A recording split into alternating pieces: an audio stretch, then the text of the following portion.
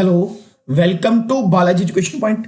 Basically guys, आज का जो वीडियो रहने वाला है वो वीडियो रहने वाला है scientific instrument used in agriculture. Okay, Telegram के माध्यम में से आप में से किसी बच्चे ने मुझे पटवारी का प्रीवियस ईयर का पेपर भेजा था, जिसका आई थिंक पहला क्वेश्चन ही जो था उस सेट का वो इंस्ट्रूमेंट के ऊपर था। ओके, तो इस वीडियो के अंदर हम लोग लगभग 20 से 25 ऐसे इंस्ट्रूमेंट जो जनरली एग्रीकल्चर के अंदर कवर होने वाले हैं या इस्तेमाल किए जाते हैं। इस वीडियो को बनाने के लिए मैंने 5 डिफरेंट बुक्स और जो है अलग अलग पब्लिशर्स की किताबों का इस्तेमाल किया है। तो ये 25 इंस्ट्रूमेंट आपको देख लेने हैं, समझ लेने हैं, नोट कर लेने हैं। एक क्वेश्चन मुझे लगता है कि आने वाले पटवारी के पेपर में एग्रीकल्चर में इंस्ट्रूमेंट के ऊपर जरूर आएगा। तो this lecture is presented by me, my name is Jatin Singla.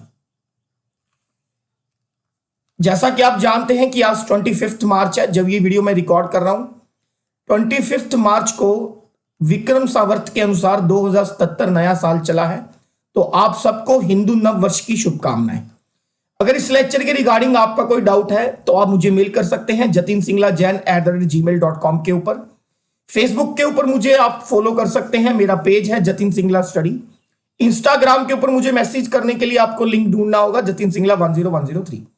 मेरी जितनी भी वीडियोस आती हैं सबका जो पीडीएफ है वो मैं अपने टेलीग्राम चैनल पंजाब पटवारी 2020 के अंदर शेयर करता हूं। इसके अलावा पटवारी के लिए जितने भी मॉक टेस्ट हैं, मटेरियल्स हैं, फ्री ऑफ कॉस्ट मैं यहां पर सेंड करता हूं। ओके, चलिए शुरुआत करते हैं। देखिए, इंस्ट्रूमेंट को स्टडी स्टार्ट करने से पहले कुछ बातें आपको समझ लेनी है। जब हम एग्रीकल्चर की स्टडी करते हैं तो उसकी लेबोरेटरी में हम लोग जब काम करते हैं तो लेबोरेटरी में काम करने का जो हमारा मेन मकसद होता है वो होता है एग्रीकल्चर की प्रोडक्शन को बढ़ाना। ठीक है, एग्रीकल्चर की प्रोडक्शन को बनाने के लिए भाई हमें क्या करना पड़ेगा? टेस्टिंग करनी पड़ेगी। टेस्टिंग करनी पड़ेगी हमें इकोसिस्टम की। अब भाई ये इकोसिस्टम क्या भला है? देखिए, दो चीजें होती हैं, वन इज कॉल्ड बायोटिक और second one is called abiotic. Hindi में जिसको जैविक और अजैविक बोलते हैं। बायोटिक में क्या क्या आता है? जैसे कि प्लांट, पेस्ट। ओके, अबायोटिक में जैसे कि हमारे पास सॉइल, वाटर, ठीक है, एयर, ये सब अबायोटिक में आता है। तो टेस्टिंग करने के लिए हमें इकोसिस्टम को टेस्ट करना पड़ता है। इकोसिस्टम को टेस्टिंग के लिए हमें बायोटिक और अबायोटिक फैक्टर्स को टेस्ट करना पड़ता है। उन बायोटिक और अबायोटिक यानी कि जैविक और अजैविक तत्वों को टेस्ट करने के लिए हमें जिन इंस्ट्रूमेंट की जरूरत पड़ती है उन्हें हम लोग टेस्टिंग इंस्ट्रूमेंट कहते हैं। आई होप आपको ये क्लियर हो गया होगा। तो पहली चीज जो हमें, पहला इंस्ट्रूमेंट जो हमें स्टडी करना है दैट इज कॉल्ड पेनिट्रियोमीटर।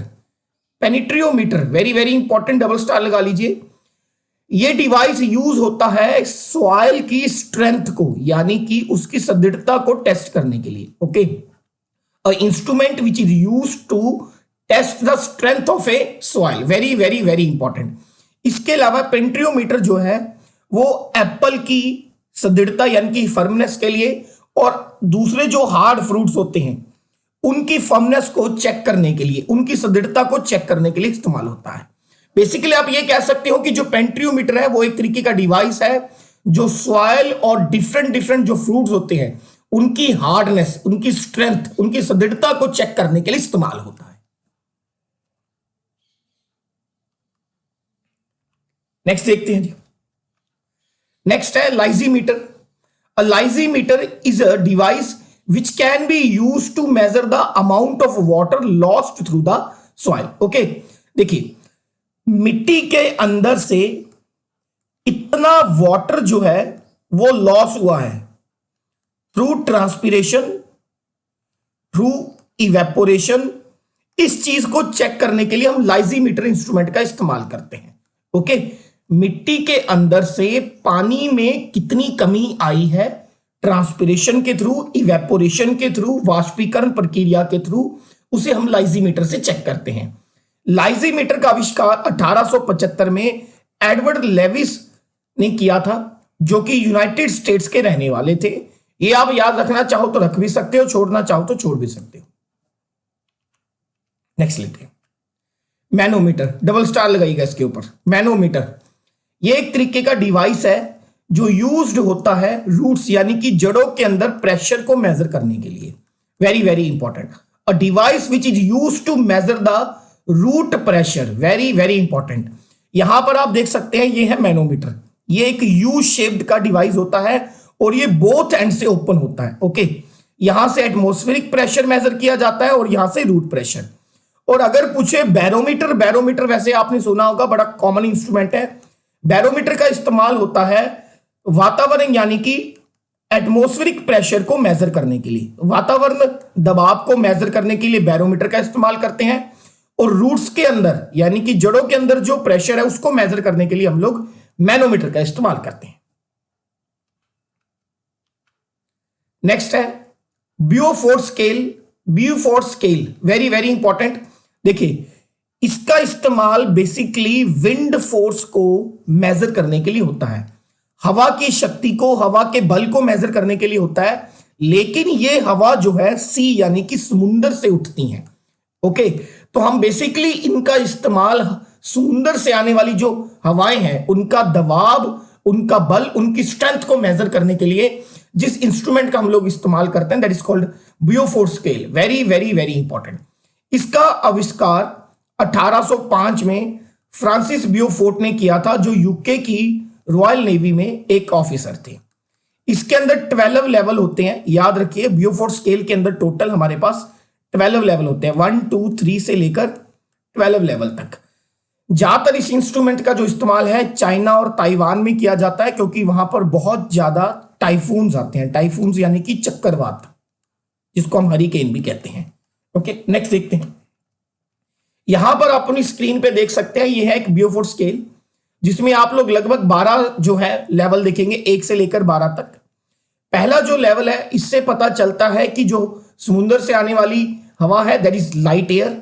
ओके, इसमें जो स्पीड है 1 से लेकर 5 किलोमीटर प्रति घंटे के बीच में होती है। और जो 12th लेवल है that is called hurricane force. आपको याद रहे, घूमती हुई जो हवाएं हैं उन्हें चक्रवात कहते हैं।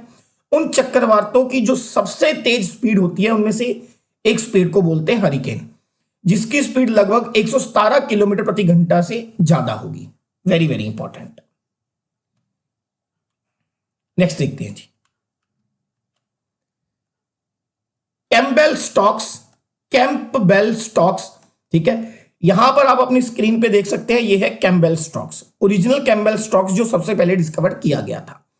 इसका मेन काम होता है to measure duration of brightness sunshine over a period of time. Basically आप ये कह सकते हैं कैम्पबेल स्टॉक जो है सन रेडिएशन को मेजर करता है, किसी सरफेस के ऊपर कितनी सूरज की रोशनी यानी कि ऊष्मा गिर रही है उसको मेजर करने के लिए, सन रेडिएशन को मेजर करने के लिए हम लोग कैम्पबेल स्टॉक का इस्तेमाल करते हैं। Very very important. और इसका डिस्कवर हुआ था 1853 के अंदर, ये आविष्कार किया गया था by the John Francis Campbell. Very very important. Drosometer, drosometer is a apparatus for measuring the quantity of dew. Okay, dew मतलब ओस।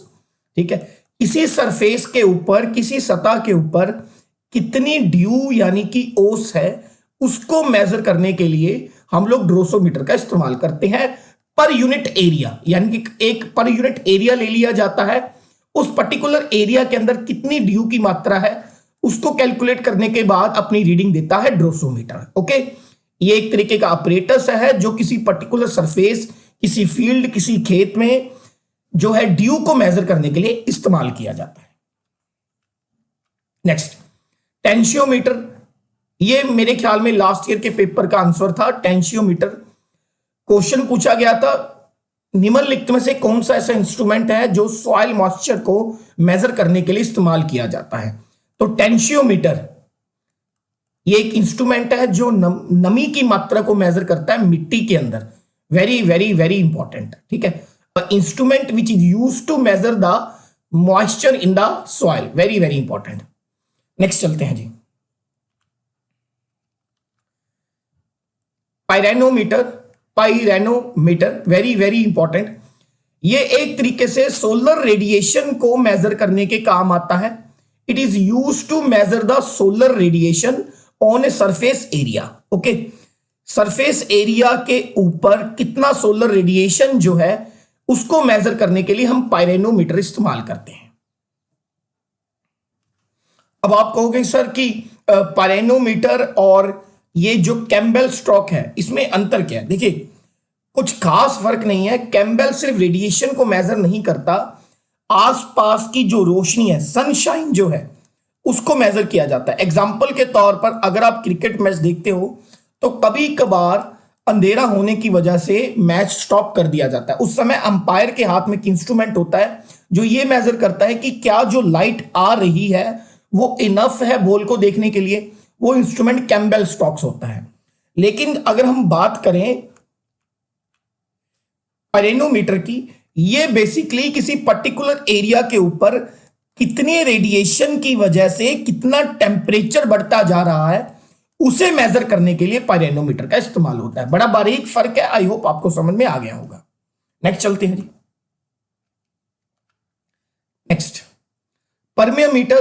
परमियोमीटर ये यूज होता है to measure the hydraulic conductivity of the soil. Very very very important, hydraulic conductivity of the soil through the, देखिए hydraulic conductivity basically क्या होती है। मान के चलिए हमारे पास कोई प्लांट है। ओके, ये बेसिकली यहां पर लैंड है, सॉइल जिसके अंदर इसकी रूट्स हैं। ओके, अब जो है वाटर जो है रूट से, ये स्टेम हो गया यानी कि तना, लीव से अलग अलग हिस्सों में पहुंचता है। तो वाटर जो हमारा है वो रूट से लीव्स तक कितनी इजीली पहुंच पाता है, that is known as hydraulic conductivity. Okay, तो उस स्पीड को मेजर करने के लिए जो हम इंस्ट्रूमेंट इस्तेमाल करते हैं that is called permeameter. Very very important, सीधा रट्टा मार लो अगर समझ में नहीं आया डायरेक्ट। द हाइड्रोलिक कंडक्टिविटी, मिट्टी के अंदर पानी की मूवमेंट को मेजर करने के लिए जो बेसिकली इंस्ट्रूमेंट इस्तेमाल होता है दैट इज कॉल्ड परमियोमीटर। इसके अलावा ये सॉइल्स, रॉक्स और दूसरी चीजों के अंदर भी वाटर की मूवमेंट को जज करने के लिए इस्तेमाल किया जाता है। नेक्स्ट, पाइकोनोमीटर, डबल स्टार लगाइए। Pycnometer use to measure the specific gravity of the soil particles. ठीक है, मिट्टी के जो पार्टिकल्स हैं उसके अंदर स्पेसिफिक ग्रेविटी को मेजर करने के लिए इस्तेमाल होता है। अब भाई स्पेसिफिक ग्रेविटी होती क्या, ध्यान से समझिएगा। ठीक है, देखिए ये बिकर नंबर 1 है, यानी कि कोई कंटेनर है जिसको हम एम्प्टी कंटेनर बोल देते हैं। ये कंटेनर नंबर 2 है जिसमें हमने ड्राई सॉइल डाली है। ये ड्राई सॉइल बेसिकली फील्ड की सॉइल होती है जिसकी हमें स्पेसिफिक ग्रेविटी मेजर करनी है। ठीक है, कंटेनर नंबर 3 के अंदर ये जो आपको ब्लैक कलर में दिख रहा है that is the dry soil और उसके अंदर ये जो है वाटर है। अब हम कंटेनर 4 में क्या करेंगे भाई, धीरे धीरे उस वाटर को बाहर निकाल लेंगे और सिर्फ मिट्टी को अंदर रखेंगे। ठीक है, तो वाटर को बाहर निकालने के बाद उसे मेजर किया जाता है कि जो हमने ड्राई सॉइल डाली थी उसकी कितनी कैपेसिटी है कि वो पानी को सोख सकती है। That is called specific gravity of soil particles. मौजूदा मिट्टी के अंदर ऐसी कितनी क्षमता है कि वो अपने अंदर कितना पानी समा सकती है, उसे मेजर करने के लिए पाइकोनोमीटर का इस्तेमाल होता है। Next, anemometer. I am sure कि आप सबने ये एनीमोमीटर कहीं ना कहीं तो सुना होगा। ये एक तरीके का कॉमन डिवाइस है जो यूज होता है विंड स्पीड एंड डायरेक्शन, हवा की दिशा और उसकी गति को मेजर करने के लिए। That is called anemometer. Basically ज्यादातर इसका इस्तेमाल विंड स्पीड के लिए होता है, याद रखेंगे। नेक्स्ट, क्रेस्टोग्राफ, डबल स्टार लगाइएगा, वेरी वेरी इंपॉर्टेंट। ये एक तरीके का डिवाइस है जो प्लांट्स की ग्रोथ को, यानी कि उनकी हाइट में कितनी ग्रोथ हुई, ठीक है, उनकी लंबाई चौड़ाई की जो ग्रोथ है उसको मेजर करने के लिए इस्तेमाल होता है क्रेस्टोग्राफ। अब भाई ये इंपॉर्टेंट क्यों है, ये 20th सेंचुरी के अंदर सर जगदीश चंद्र बोस के द्वारा बनाया गया था, जो एक भारतीय थे, एक बंगाली थे। बाद में ये दूसरे मुल्क में शिफ्ट हो गए थे, तो एक भारतीय बॉटनिस्ट फिजिस्ट के द्वारा ये इंस्ट्रूमेंट बनाया गया था। और जो हमारे सर जगदीश चंद्र बोस है, इन्हें बंगाली साइंस फिक्शन के फादर कहा जाता है। अब बंगाली साइंस फिक्शन क्या होता है? फिक्शन का मतलब होता है उपन्यास, ठीक है। तो बंगाली भाषा में विज्ञान के ऊपर जो सबसे पहली बार उपन्यास लिखने की शुरुआत करी वो सर जगदीश चंद्र बोस ने करी, इसलिए उन्हें बंगाली साइंस फिक्शन के जनक भी कहते हैं। यहां पर ये इंस्ट्रूमेंट ओरिजिनल वो इंस्ट्रूमेंट है जो कलकत्ता के बॉस स्कूल में रखा हुआ है। ठीक है, कोलकाता के school of science of boss में रखा गया है, जो खुद श्री जगदीश चंद्र बोस ने बनाया था। नेक्स्ट लेते हैं जी, प्लेनोमीटर। अब प्लेनोमीटर क्या करता है, देखिए अगर आप किसी खेत में गए हैं तो वहां पर आपको एरिया जो है उबड़ खाबड़ मिलता है। उबड़ खाबड़ यानी कि इररेगुलर, ऊंचा नीचा। तो कोई सरफेस कितना इररेगुलर है उसको मेजर करने के लिए हम लोग प्लेनोमीटर का इस्तेमाल करते हैं। Measuring instrument use to determine area of irregular surface. Okay, किसी खेत के अंदर का जो सतह है वो कितनी इररेगुलर है, उबड़ खाबड़ है, ऊंची नीचे, उसको मेजर करने के लिए we use the instrument called planimeter. Next है जी आपके पास पीजियोमीटर। पीजियोमीटर ये एक तरीके का डिवाइस है जो यूज होता है लिक्विड प्रेशर यानी कि जल के दबाव यानी कि द्रव्यमान के दबाव को मेजर करने के लिए। अब ये जो लिक्विड प्रेशर है ये रूट्स के अंदर, स्टेम्स के अंदर और पत्तों के अंदर, तने के अंदर, जड़ों के अंदर वाटर का प्रेशर कितना है उसको मेजर करने के लिए पीजियोमीटर का इस्तेमाल होता है, याद रखिएगा। ठीक है जी, क्लियर है। और बेसिकली पीजियोमीटर जो लिक्विड प्रेशर मेजर करता है वो लिक्विड जो है ग्राउंड वाटर होता है, यानी कि जड़ें जो जमीन से पानी सोखकर तना और पत्तों तक पहुंचाती हैं उन्हें मेजर करने के लिए पीजियोमीटर का इस्तेमाल होता है। आपको डायरेक्ट याद रख लेना है, use to measure the liquid pressure, बस दैट्स इट।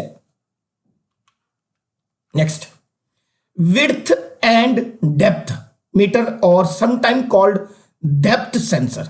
देखिए यहां पर आप देख रहे हैं this is known as ploughing, इसको प्लोइंग बोलते हैं। ठीक है, I hope I am sure कि आपने देखा होगा।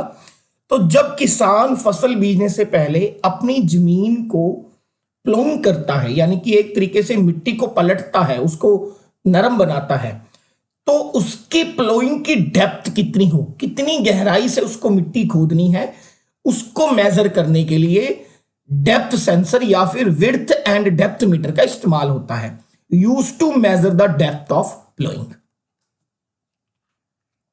नेक्स्ट, हाइग्रोमीटर बड़ा कॉमन सा इंस्ट्रूमेंट है, यूज होता है मेटीरियोलॉजिकल साइंस के अंदर to measure the humidity of the air.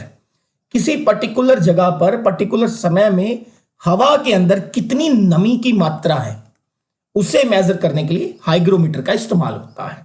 Okay, यहां पर आप देख सकते हैं हाइग्रोमीटर। एक तो हाइग्रोमीटर हो गया भाई, अब ये आ गया हाइड्रोमीटर। ये किसी पर्टिकुलर एयर के अंदर डेंसिटी ऑफ लिक्विड को मेजर करता है। ठीक है, डेंसिटी यानी कि घनत्व, कणता नु मेजर करता है। Okay, instrument used for measuring the relative density of liquid based on the concept of buoyancy. ठीक है, ये बियोंसी और आर्किमिड्स के कंसेप्ट को मिलाकर काम करता है, याद रखिए। चाहे आप याद नहीं रखना चाहते, ये आपके पेपर के लिए नहीं है, जस्ट समझाने के लिए था। ठीक है, तो बेसिकली हमें क्या याद रखना है कि जो हाइग्रोमीटर है ये किसी पर्टिकुलर एयर के अंदर नमी की मात्रा कितनी है उसे मेजर करने के लिए काम आता है। ठीक है, और हमारा जो हाइड्रोमीटर है ये पर्टिकुलर एयर के अंदर किसी जगह के अंदर जल की, द्रव्यमान की डेंसिटी कितनी है, घनता कितनी है, उसे मेजर करने के इस्तेमाल आता है। ओके, ये दो क्वेश्चन मैं आपको दे रहा हूं, जरा मुझे कमेंट बॉक्स के अंदर गूगल करो, जियो का इस्तेमाल करो। अब तो कोरोना वायरस की वजह से काफी टाइम मिल गया है, मुझे इन दोनों के आंसर चाहिए। नंबर 1, क्लाउड सीडिंग क्या होती है, इंपॉर्टेंट है, रिसेंटली ये किसी एग्रीकल्चर के एग्जाम में पूछी गया। नंबर 2, क्लाउड सीडिंग के लिए दो तरीके का केमिकल इस्तेमाल होता है, एक कोल्ड क्लाउड्स के अंदर और दूसरा वार्म क्लाउड्स के अंदर। आपको मुझे बताना है कि कोल्ड क्लाउड्स में क्लाउड सीडिंग करने के लिए कौन सा केमिकल इस्तेमाल होता है, वार्म क्लाउड्स के अंदर क्लाउड सीडिंग करने के लिए कौन सा केमिकल इस्तेमाल होता है। ओके, कमेंट बॉक्स में जरूर लिख के बताइएगा। Till then thank you so much. और यार चैनल सब्सक्राइब वगैरह कर दिया करो यार, कभी वैसे मैंने बोला नहीं, प्लीज कर दिया करो। Thank you so much, take care.